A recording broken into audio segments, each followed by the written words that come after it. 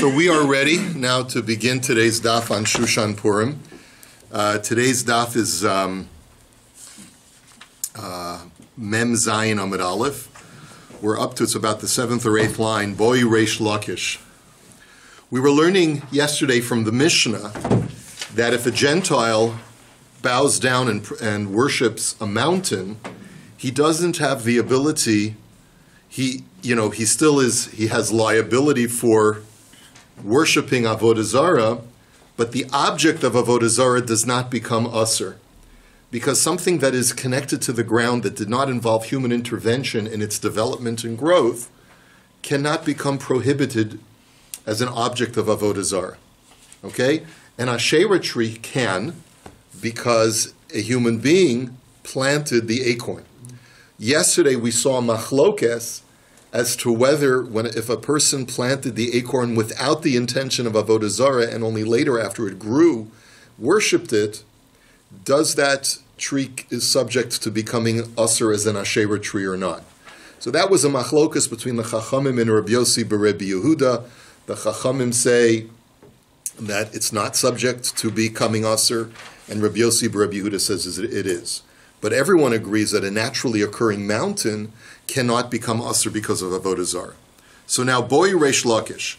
Hamishtachaveh, I'm sorry, we're on Daf Mem Vav Amud Aleph. Yeah, I didn't tell So, you. sorry. Nice. Sorry, Mem Vav Amud Aleph. My apologies. But it's still around 7 or 8 lines down from the top. Tani Tana Kamei Rav Sheshis. Okay? Sorry about that. My bookmark was on the wrong space. Tani Tana Kamei Rav Sheshis. Ha'akum ha'ovdim es ha'harim ve'es ha'gvos, hein mutorin va'ovdein b'sayef, ve'es ha'zroim ve'es ha'yirakos, hein asurin va'ovdein b'sayef.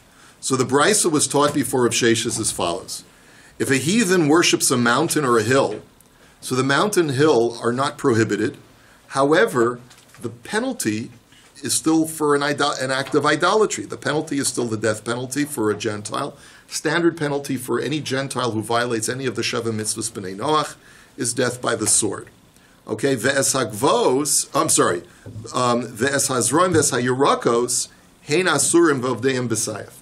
But if a person worships seeds and vegetables, what's that animated series about vegetables, Bible vegetables? Anyway. But if a person worships seeds and vegetables, hein asurim v'ovdeim b'sayef. So then the object also becomes prohibited, and the worshipper is also put to death by the sword. Now, this seems to be pretty innocuous. It seems to be a confirmation of what we've learned before, that since the seed is an object that is detached from the ground, involves human intervention in its planting, the seed is subject to becoming aser.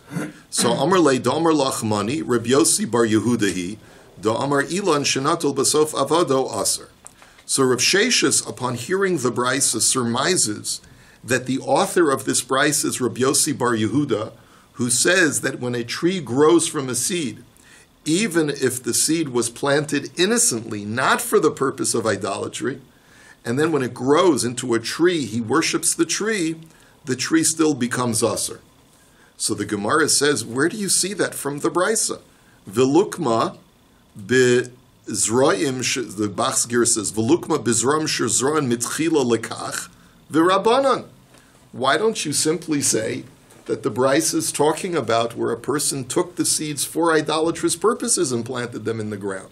Where's your indication from the Brisa that we're talking about that he only worshipped the growth after he planted the seeds? The Gemara says, Lo sal kadaitach de katani dumya dahar. Mahar shelo nitao mitchila lekach, af hainami shelo nitao mitchila lekach. So the Gemara says, because the only two examples that are presented in the Brisa are a mountain and a seed, right? So the assumption is that they're analogous to each other. Just like a mountain was not embedded in the ground for the purposes of idolatry, so too a seed, when it was embedded in the ground, was not placed there by the human for the purposes of idolatry. And yet the Brisa still says that when it grows and a person worships that growth, that tree or that plant, it becomes aser. So that's how I know that this Brisa goes according to Rabbi Yossi bar Rabbi Yehuda, because only he holds that if it was worshipped after the planting, it becomes asur. But according to the Chachamim, they hold that in order for a plant to become asur, you have to have planted it initially for that purpose. Now, Itmar. Avnei har sheni daldelu. B'nei Rabbi Chia v'Rabbi Yochanan chad omar asuros v'chad omar mutaros. Next issue of machlokes, we learned that a mountain itself cannot become asur. What happens if there's an avalanche? And then one day, the heathen finds this boulder at the foot of the mountain, and he says, "Oh, ye holy boulder, I worship thee." Right? Does that boulder now become asur because of avodah zarah? So that's a machlokes. One says it doesn't become avodah zarah, it doesn't become asur, the boulder, and the other one says it becomes asur.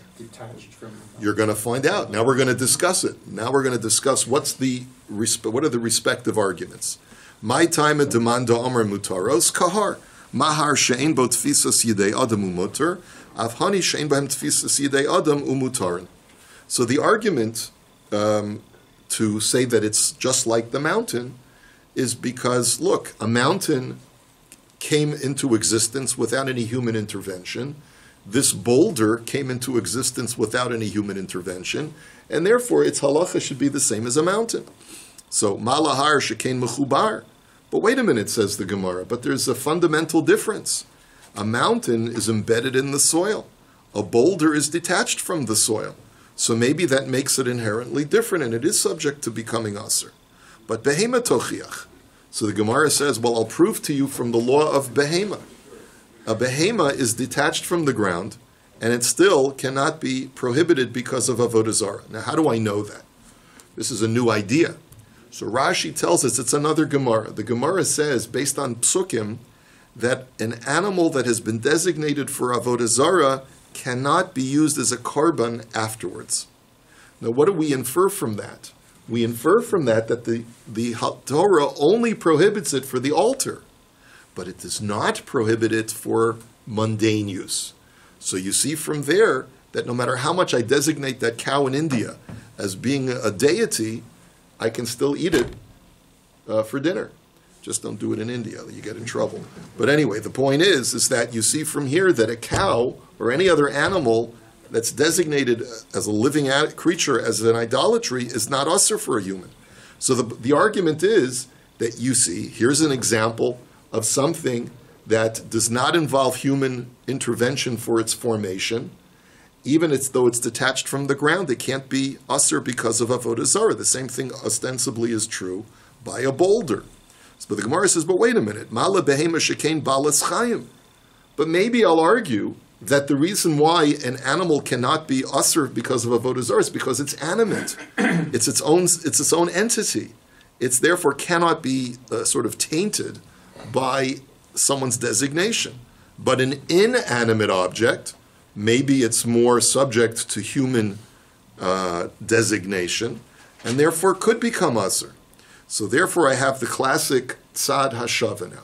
Har yochiach will then go back to the mountain. A mountain is inanimate, and yet it still cannot be asur because of avodah zarah. V'chazer hadin, lo re'izeh ki re'izeh, v'lo re'izeh ki re'izeh, hatzad hashava shebahen, she'ein bahen tfisas yidei adam umuter, av kol she'ein bahen tfisas yidei adam umuter. So therefore the Gemara says we create what's called a logical tzad hashava. You have two examples of a halacha, and the features of each one, even though they have features that are unique to their specific case, but they share a common feature. And therefore, if they share a common feature, it is that common feature that is the reason why it does not become asur. By a mountain, the unique feature of a mountain is it's embedded in the ground. By an animal, the unique feature is that it's animate. But that can't be the reason, according to this logic, that can't be the reason why they don't become asur, because that's not a shared feature. What is the shared feature? The shared feature is that they did not involve any human intervention in their formation. And that's the reason why they are not subject to isur, because of avodah zarah. And if that's the case, using this principle of tzad hashava, then anything that falls into that category, that in its formation it did not involve human intervention, it can't become usher. Does that mean now if an animal was created through Petri dish? Yeah. I mean, the argument would be that if an animal was genetically altered, or if maybe a human being intervened in the birthing process, right, maybe we could make different arguments. I grant you that. But we're just using the vanilla logic now at this point. But wait a minute, says the Gemara. But 1 second, there's also a feature that the two of them share that is not common to the boulder. By both the mountain and the cow, they are in their original state, and their state has not changed. But in the case of the boulder, originally the boulder was part of a mountain, and then it's now in an altered state where it's now a boulder. So maybe that would allow it to be subject to Isser. Ela asya mi behema balas mumemehar, inami mi behema tamo milin yavesh. So the Gemara says, okay, let me just modify the tzad hashava. And I'll show you that one of the two that I'm making the tzad hashava with is in a modified or altered state as well. Either it's because I'm talking about an animal that at some point in its life developed a blemish, and we still say that such an animal is not subject to becoming usher, even though it's in an altered state from the way it was created, and use the mountain together with the blemished animal to create the tzad hashava. Or, I'll give you another example. Use an unblemished animal, so it's in its original state, but use a tree that grew on its own in the forest. Now remember, we talked about a tree that was planted by a human being that is subject to becoming usher. But Rashi says the tree that we're talking about over here is a tree that grew without any human intervention. There, both the Chachamim and Rabbi Yossi bar Rabbi Yehuda agrees that such a tree cannot become usher because of avodah zarah. So use that as your example, and then that tree withered, and because it dried up, it's now in an altered state. So whether it's because the animal's in an altered state, or whether it's because the growing, or the mountain or the tree in this example is in an altered state, the bottom line is you can make a tzad hashava where one of the items is in an altered state, and we still say that the commonality that they share is that there was no human intervention in the formation of the object, and even though one of them is in an altered state, the same thing should apply to a boulder which is in an altered state, but did not involve human intervention. Okay, so that explains the reason to say that it's not asr. But uman do asr lahachi ksiv shaketz tishaketzenu v'sa'if tisa'avenu da'afol gav da'asya midina lehetera lo tasya. And the opinion who says that it's asr, this boulder, or can become asr if a person worships it, is because there's a pasuk by avodah zarah that says, you shall utterly despise it and abominate it. Just totally, whatever, just make it as disgusting as possible. That pasuk tells us that when it's possible to make a logical argument like a tzad hashava, even though such a utility exists, don't rely on it to make a heter. That's the way the opinion that says that it's asur learns it. I grant you could make it tzad hashava to find the leniency, but the Torah is cueing us, don't look for leniencies in avodah zarah. Even when it's available to you, don't rely on it. So that's the reason why a boulder is sufficiently different from a mountain, and therefore the boulder is asur. Now, tistayim de b'nei Rabbi Chia de Shara. So now the Gemara says, we know that Rabbi Chia had two sons. One's name was Chizkiah, the other one's name was Rav Yehuda. We're going to quote in a moment a statement by Chizkiah, which is basically part of the academy of Rabbi Chia. But let's therefore infer from Chizkiah's teaching that Rabbi Chia and his academy, his two sons, paskin that you can be lenient on a boulder. Now, where do we see that? De boy Chizkiah, Zokaf Beitza Lihishtachavosla Mahu. Because Chizkiah asked a question. His question was, what if a person takes an egg and he places it on some kind of display, and he wants to use that for worship? Does the egg become usur or not? Now, conceptually, an egg in its formation did not involve human intervention. So you could make the argument that if you subscribe to the idea of the boulder being mutter, so the egg should be mutter as well. So kasal kadaitach lihishtachavos la v'hishtachava la The komibayale haizikifasi havimaisa ilo havimaisa. Avalozak aflo mitzura shma mina b'nei Rabbi Chia desharu. So our assumption is that his question is like this. What if a Jewish guy bowed down to the egg, okay, and he worshipped it? Does the egg become asur? So what is the suffix? The suffix is he picked up the egg, made it part of a display, put some nice little green stuff around it, put some tinsel, painted it, like he did all of these nice little things to make the egg look like an Easter egg or whatever. It's a maisa. So he did a maisa. There's human intervention involved in this egg. So that's really his question. It's a naturally occurring item that formed without human intervention, but on the other hand, he did something to pachka with it, so therefore, is it subject to avodah zarah or not? It's like dressing up an animal, though, Rabbi. Right, granted. But the inference that we want to make from here is that if the guy found an egg in a nest and didn't touch it, and he bowed down to it, it would seem pretty clear that it doesn't become usher, because the egg conceptually is like the boulder. So you see from here that Chizkiah would hold that a boulder also would not be subject to Isser, it would be mutter. So the Gemara says, lo. That's the wrong way to understand Chizkiah's question. La'olam eimelacha b'nei Rabbi Chia da asri, da asri v'hishtacha v'la, aflagav delo zakva asura. He says, no, I could argue that Chizkiah holds, like in Rabbi Chia's academy, that bowing down to an egg, even when you didn't pachka with it, would make it asur, and he would be machmir for the boulder also. But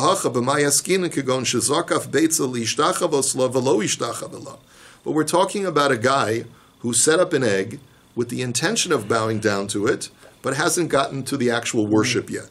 Ulaman. So the Gemara says, but wait a minute, what kind of question is that? Ilaman da'amar avodas kochavim shel Yisrael asura miyad asura. Ilaman da'amar ad shetei aved halo polcha. So, but there's a long-standing machlokus about that very subject. If a Jew takes an object and designates it as an avodah zarah, but doesn't yet worship it, there's already an outstanding machlokus as to whether that object is asur or not. So, why does Rabbi Chia have to even have a question? If you hold like the opinion that says that it's asur, the egg is asur. If you hold like the opinion that says it's mutter, the egg is mutter. If no one worshipped it. So the Gemara says, "Lo tzricha kagon shezakaf beitza lishtachavos la v'lo ishtachavela uba obekochavim v'hishtachavela." So he says that what we're talking about over here is the Jew designated it as avodah zarah but did not yet worship. Then a goy comes along and worships it. Okay. Now normally Rashi says, no one can take my, no one can go over to my frying pan and bow down to it and make it asur. Why?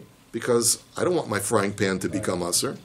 But in this situation, like Moshe with the serpent, the Jew has already revealed that he wants it to be an idolatry.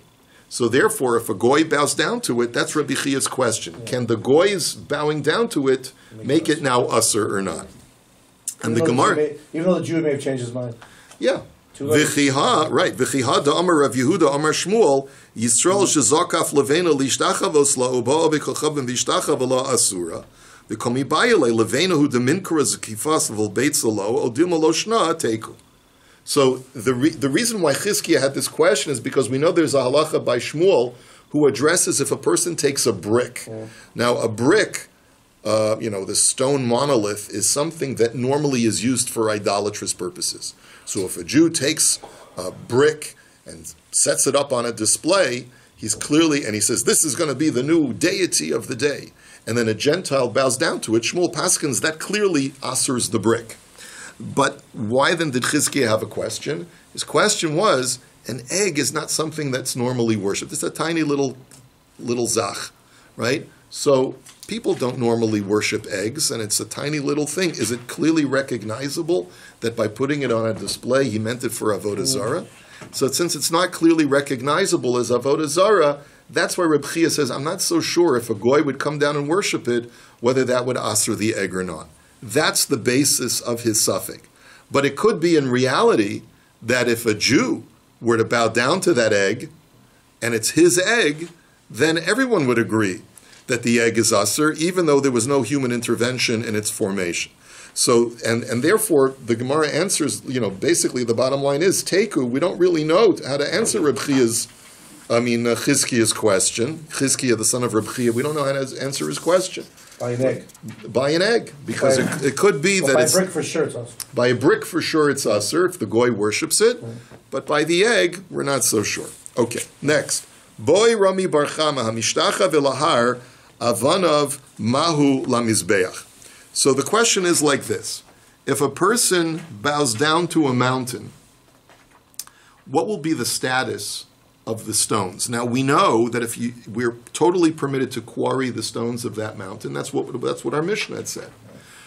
But the question over here is there a higher standard for temple use? In other words, we know that many times, like we said, by the animal. An animal designated as avodah zarah, I can still eat it for dinner, but I can't bring it as a korban. So is the same going to hold true by the stones of the mountain?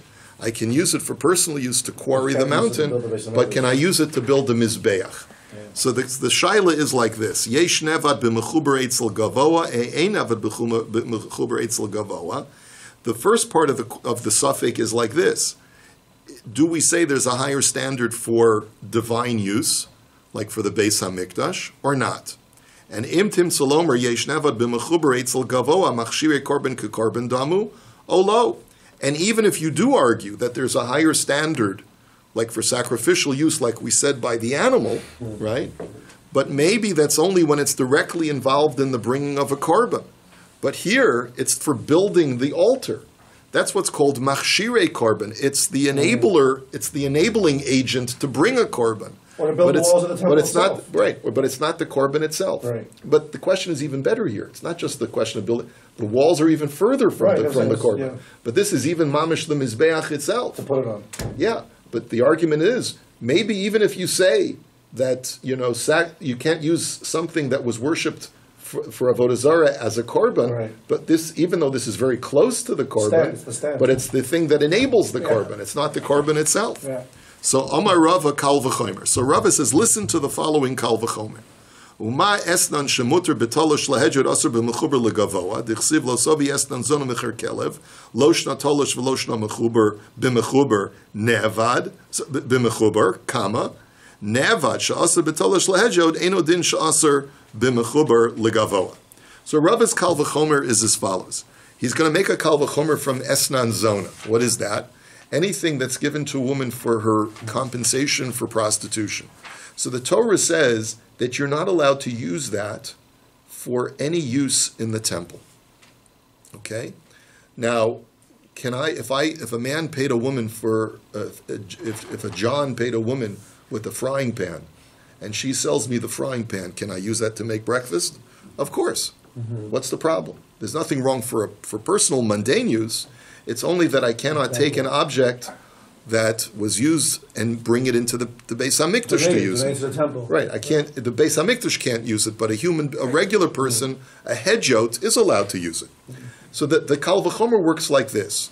When I look at the pasuk that prohibits esnan zona, there's no distinction made in the pasuk whether the payment that was made is mechuber lekarka or not mechuber lekarka, whether it's embedded in the ground or not. Let's say I pay her with a house. I have a cottage up in Muskoka. Here, you can have that, sweetheart. Right? That's your payment, right? Mm-hmm. So it seems that even if I were to take that house and use it now for building materials for the Beis Hamikdash, that would still be usher, right? But so the argument goes like this. He says, if a human being is allowed to use the esnan for personal use, like a frying pan, but it still can't. But if it were a cottage, it couldn't be used even for temple uses. So then, surely something that, when it's detached from the ground, cannot be used for mundane purposes, then its counterpart that's connected to the ground should not be allowed into the temple.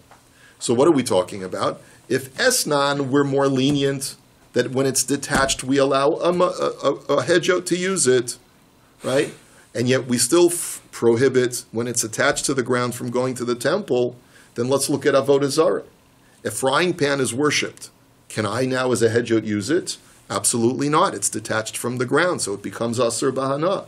Then surely the counterpart, when it's embedded into the ground, cannot be brought into the Beis HaMikdash. And that's the Kal V'chomer to say that the quarried stone from a mountain that was worshipped cannot be used for the temple to build anything, anywhere in the temple, including the Mizbeach. So, Amarle Rav Huna, Berei de Rav Yehoshua l'Rava, O Chiluf. So Rav Huna says, I'll make an opposing Kal V'chomer. What was your assumption that you made, Rava, in order to make your Kal V'chomer? When the Torah prohibits Esnan Zona, it does not distinguish between attached to the ground or detached from the ground, right? But I'll make a different assumption.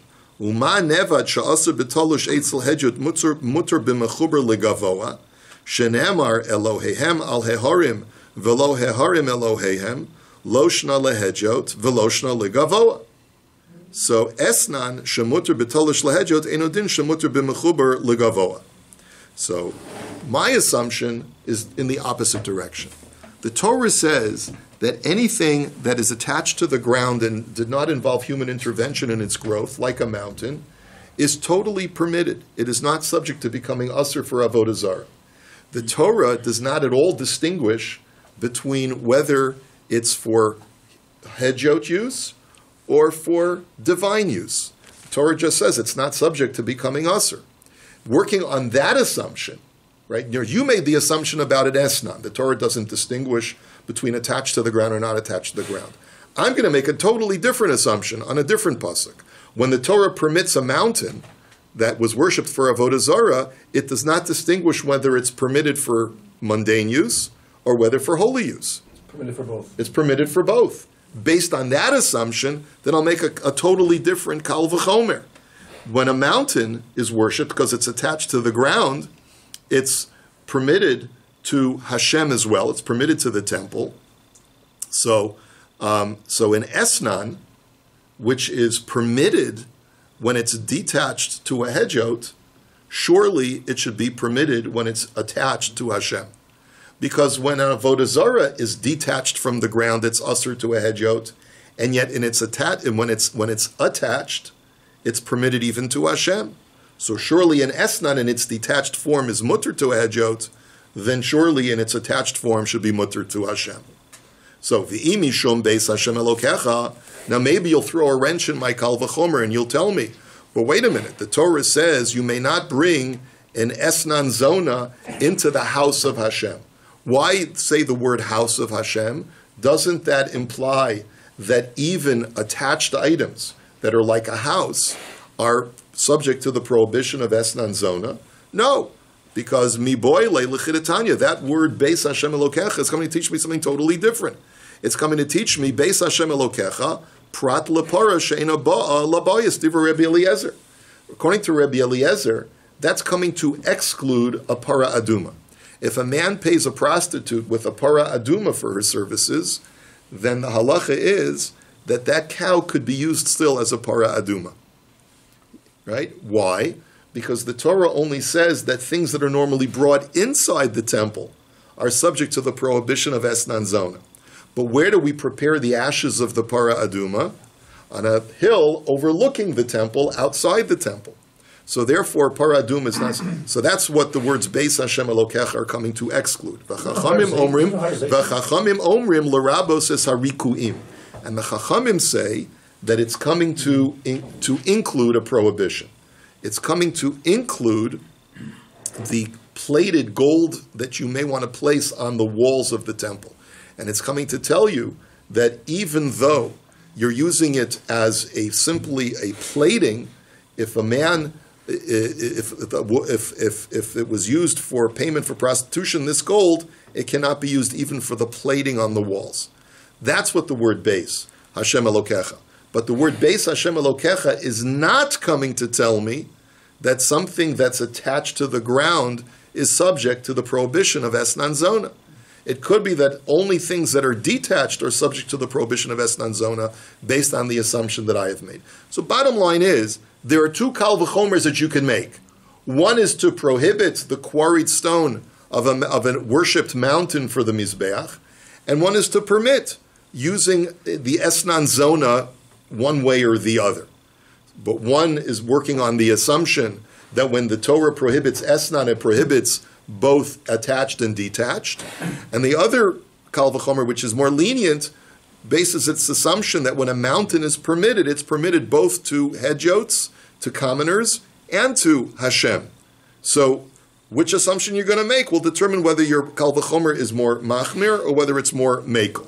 So Amar lei, ana ka'aminu l'chumer ve'atamart l'kula, kula v'chumer l'chumer parchinan. So Rava's response to him was, my dear friend, we're dealing with biblical prohibitions. And if we want to extrapolate whether something is biblically prohibited using a kal v'chomer, and the kal v'chomer could go in one of two opposite directions, we always have to be machmir on an isser deoraisa. And it's based on that my kal v'chomer is more authoritative, that is machmir, on the boulder being used, or the quarried stone being used for the altar, than your kal v'chomer that would permit an attached house to be permitted even when it's an esnan zone. So Amarle Rav Papa l'Rava v'chol hecha di'ika kula v'chumer l'kula lo parchinan. 1 second, says Rav Papa to Rava, I don't like your assumption. You're basically saying anytime you can make two opposite logical arguments, when it comes to an isser deoraisa, you're always going to be taking the more stringent position. V'ha'haza'ah de Pesach de pligi Rabbi Eliezer v'Rebbi Akiva. The Rabbi Eliezer savar l'chumra v'komechayev le'legavra. V'Rebbi Akiva l'kula u'potar.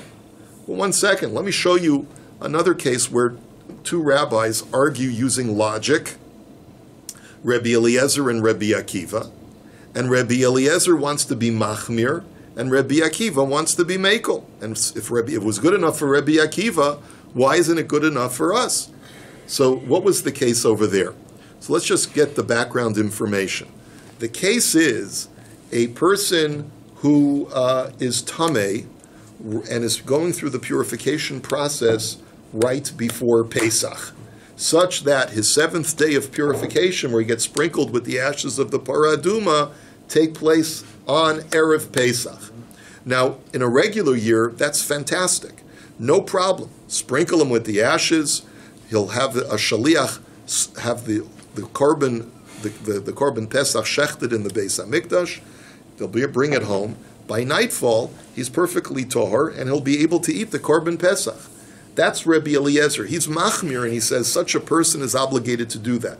Here's the difficulty. The added twist is Erev Pesach falls out on Shabbos. Now, what's the problem?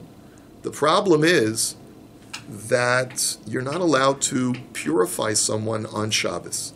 It's an Isser D'Rabbanan, because it looks like an act of tikkun. Now midioraisa, there's nothing wrong with purifying someone on Shabbos. You can go to the mikveh on Shabbos, but Chazal forbade it because of tikkun mana. You're purifying, you're fixing someone. It looks like you're fixing something on Shabbos, and if we allow you to purify someone on Shabbos, he may come to fix a kli on Shabbos. Okay? That's the rabbinic ban. So the issue is as follows. Rabbi Eliezer says, we're still going to be machmir and require you to do this because this person is obligated in Korban Pesach. Right. So we're going to override the Isser D'Rabbanan to obligate this person to bring his Korban Pesach and to consume a Korban Pesach. That's a chumrah. Rabbi Akiva says, no, mitornished. He's pater because it's Shabbos, and he doesn't have to bring the Korban Pesach. Now, you see... What? He'll do a Pesach Sheni. That's Rabbi Akiva's kula. So, the kaparich Rabbi Akiva l'kula. And Rabbi Akiva's whole logical argument was for leniency. Ditnan, Heishiv Rabbi Akiva Ochiluf. You see, Rabbi Eliezer's argument was, look, we know that Shechita of the Korban Pesach overrides Shabbos. And Shechita is normally a malacha deoraisa. And yet we still say that if Erev Pesach falls out on Shabbos, you can still shech the Korban Pesach. So if Shechita, which is a deoraisa, overrides Shabbos, then surely the sprinkling, which is only a derabanan, should override Shabbos. But Rabbi Akiva says maybe the opposite. And Rabbi Akiva's argument was, maybe Rebbe, it's just the opposite. Maybe that work on this assumption that you're not allowed to sprinkle someone on Shabbos because it's Shabbos and you can't override even an Isser D'Rabbanan. in order to do the mitzvah of Korban Pesach? And if so, you can't even shecht when it falls out on Shabbos. So you were working under the assumption that you could shecht. But what if I work under the assumption that you can't purify? Then kal v'chomer that you can't shecht. It's very similar to our previous kal v'chomer. So the Gemara says that's not a good citation. That's not a good precedent, because Hasam Rabbi Eliezer Gamrei va'eker le Talmuda ve'asa Rabbi Akiva le'adkurei v'hainu da'amar le Rabbi al tachbireni b'shas adin kach mekubal ani mimcha hazah ashvus ve'enadoch es haShabbos. Now, the whole thing was a pretense over there. Rabbi Akiva really knew that shchita, even on Shabbos, is permitted. But he was creating a false possibility, because Rabbi Eliezer was the one himself who had taught him that if a person's day of purification is on Erev Pesach, which falls out on Shabbos, you're not allowed to sprinkle. But Rabbi Eliezer himself, he was elderly and he forgot what he had taught Rabbi Akiva, his student. And Rabbi Akiva wanted to jog his memory, to jar his memory back to what he had taught him. So he said something audacious. And he said, maybe the halacha is you can't sprinkle. And if you can't sprinkle, kal v'chomer, that you're not allowed to shecht. And Rabbi Eliezer got so upset, he says, what are you talking about? He says, if you don't retract what you just said, then I'm going to decree death by shchita on you. That's what the Gemara records. Rashi brings down what the Gemara says. Like Rabbi Eliezer was he was going nuts. How could you even say that? We all know that you're allowed to shecht on Erev Pesach, which falls out on Shabbos. But why was Rabbi Akiva saying it? So Rabbi Akiva said to him, Rebbe, please don't deny my argument, because I only said it to jog your memory. So, in other words, really, in reality, Rabbi Akiva was not making a serious kal v'chomer, a logical argument in order to be lenient and to exempt this person from the Korban Pesach. He was only doing it to remind Rabbi Eliezer what he had already taught him, that even though shchita overrides Shabbos because of a special halacha l'Moshe Misinai, but if there's any additional isser, such as the guy needs to have his purification on Shabbos, we don't allow that, and therefore he's patur from Korban Pesach. It's like the bris on Shabbos, same thing. Right. So there's, there's a lot of parallels. Boi Rami Bar Chama, hamishtacha v'lakom aschitin mahu lemenachas, or mahem lemenachas. So the question now, new question related to what we learned before about a mountain.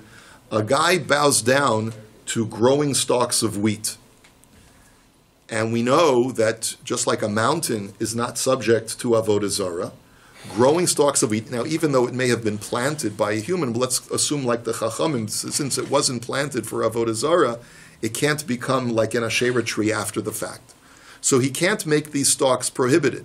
But if you're going to tell me that the quarried stones of a worshipped mountain are usher for the Mizbeach, then the argument should be that the wheat that is harvested, that was worshipped previously before it was harvested, should not be usable for menachos, for sacrificial purposes on the Mizbeach. So, but the argument to permit it would be, Ye shinoi b'nevad o ein shinoi b'nevad. But, on the other hand, you could argue that since it's going through a serious alteration in its state, because it's being ground up into flour, maybe that's enough to remove the worshipped stigma that it had when it was worshipped as stalks. So Omer Mar Zutra Bered Rav Nachman Tashma. So Mar Zutra says, well, listen, look at the Braisa. Kol ha'asurin lagabe mizbeach v'ladosein mutarin. So it says in the Braisa that any animal that was prohibited for the Mizbeach, its offspring is also prohibited from the Mizbeach. Now, V'tani Allah Rabbi Eliezer Oser. No, so the offspring are permitted. I'm sorry, is permitted, and Rabbi Eliezer prohibits it. Now, what are we talking about over there? So the case over there is, there are two types of animals that cannot be used as a korban. If an animal was worshipped as avodah zarah, or if an animal was mounted for bestiality. So it is usher for the Mizbeach. What's the additional feature here is, the cow is pregnant at the time when it is worshipped as avodah zarah. So the question now is, what about the fetus? Once the fetus is born, can the fetus be used can the born fetus now be used as a korban, right? Because, so do you say that it was part of its mother, it was not part of its mother? That's the shaila.